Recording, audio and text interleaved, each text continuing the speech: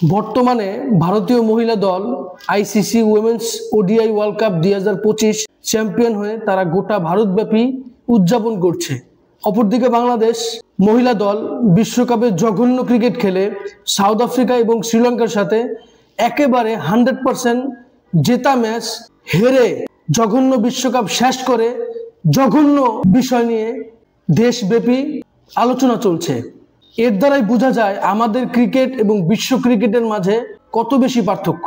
আমাদের পারফরমেন্সের কোনো বালাই নাই, আছে শুধু ক্রিকেটের বাইরে অন্যান্য আলোচনা সমালোচনা ব্যবস্থাপনার ত্রুটি, সবকিছু মিলিয়ে যা তা একটা অবস্থা। বাংলাদেশের ফরমার মহিলা দলের ক্যাপ্টেন ক্রিকেটার জাহানারা আলম বিগত দিনে কোচ সিলেক্টরদের বিরুদ্ধে যেভাবে যৌন নিপীড়নের অভিযোগ তুলেছেন, এটা সত্যি বাংলাদেশের কালচারের সাথে যায়। আমাদের সর্বক্ষেত্রেই দুর্নীতি চলছে, তাহলে যেখানে মহিলা দল সেনসিটিভ জায়গা সেখানে হবে না? এটাও স্বাভাবিক। তবে আমাদের উন্নতি হচ্ছে না, আমরা যে বারবার ক্রিকেটে পিছিয়ে যাচ্ছি এটাই প্রমাণিত। তবে জাহানারা আলম যে বিষয়গুলো তিনি উল্লেখ করেছেন এগুলো যদি সত্যি হয়ে থাকে অবশ্যই দোষীদেরকে শাস্তির আওতায় আনা হোক, অন্যথায় পরবর্তীতে বাংলাদেশ মহিলা দলে খেলার মতো কোনো মানুষ পাওয়া যাবে না। এবার আসুন পুরুষ ক্রিকেট নিয়ে। বাংলাদেশ পুরুষ দল বিগত 25 বছরে 2025 সালের সবচাইতে জঘন্য ব্যাটিং করেছে। ওডিআইতে 100 রান করতে পারে না, টি-20তে 16 রান চেস করতে গিয়ে 7 উইকেট চলে যায়। সব মিলিয়ে যা তা একটা অবস্থা। বাংলাদেশের বর্তমান হেড কোচ ফিল সিমন্স, তার তো কোচিংয়ের ম্যাচ শেষ, জাস্ট শো হিসাবে বাংলাদেশে আছে।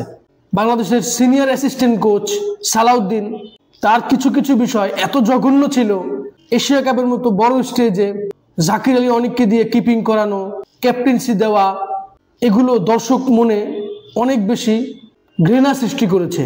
সালাউদ্দিন ইতিমধ্যেই জাতীয় দল থেকে নিজের দায়িত্ব থেকে সরে দাঁড়িয়েছেন। তার পরিবর্তে বাংলাদেশের প্রথম সুপারস্টার আশরাফুল, তাকে ব্যাটিং কোচের দায়িত্ব দেওয়া হয়েছে। আমার কাছে মনে হয় এটা বাংলাদেশের সবচেয়ে বড় ভুল সিদ্ধান্ত।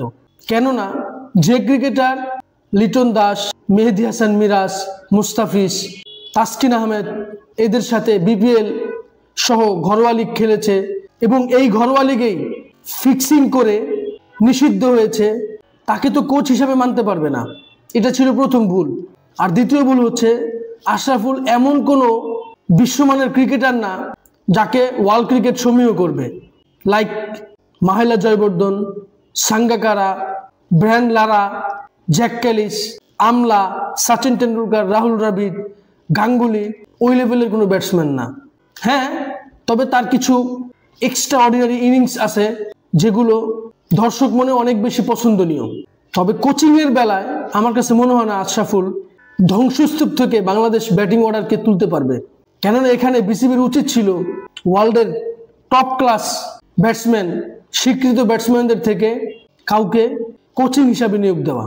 যদিও এখন ফ্র্যাঞ্চাইজির যুগ এবং বাংলাদেশের সাথে হাই প্রোফাইল কোচরা কাজ করতেও খুব বেশি আগ্রহী না, তবে আশরাফুলকে দিয়ে খুব বেশি কাজ হবে আমি এটা মনে করি না। কেননা আশরাফুলের ব্যাটিং অ্যাভারেজ, এক ম্যাচ ব্যাটিং ভালো করলে পরবর্তী 5-6 ম্যাচ আবার খুঁজে পাওয়া যেত না। সব মিলিয়ে এখন দেখার বিষয় আশরাফুল কতটা উন্নতি করতে পারে। এ ব্যাপারে আপনার কোনো মতামত থাকলে অবশ্যই আমার সাথে শেয়ার করবেন। ভিডিওটি ভালো লাগলে লাইক, কমেন্ট, শেয়ার, সাবস্ক্রাইব করবেন। ধন্যবাদ।